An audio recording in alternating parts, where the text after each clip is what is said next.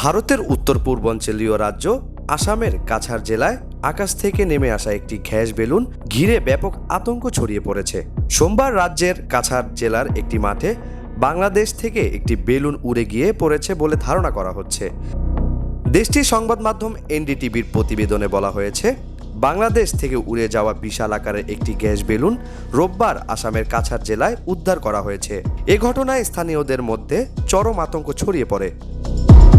কাছাড় জেলা পুলিশ বলেছে, বেলুনটিতে বাংলাদেশের সিলেট জেলার গিলাছড়া দ্বিমুখী উচ্চ বিদ্যালয়ের নাম লেখা ছিল।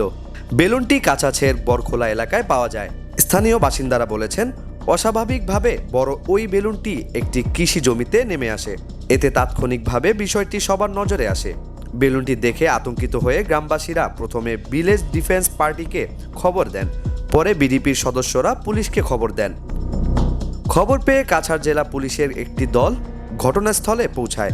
জেলার জ্যেষ্ঠ পুলিশ সুপার পার্থ প্রতিম দাসও সেখানে যান। পুলিশের পৌঁছানোর আগেই সেখানে বিপুল সংখ্যক মানুষ জড়ো হন।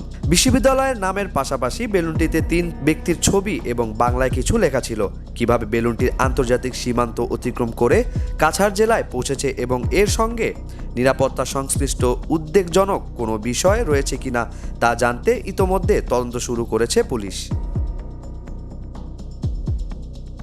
ইউএফটি ফার্স্টের সাথে ট্রেড করুন যে কোনো জায়গা থেকে। ক্যাম্পাসে ক্লাসের ফাঁকে, ঢাকার জ্যামে বসে কিংবা ঘরে বসে ট্রেডিং এখন হাতের মুঠোয়। তাই ট্রেড করুন যখন খুশি, যেখানে খুশি।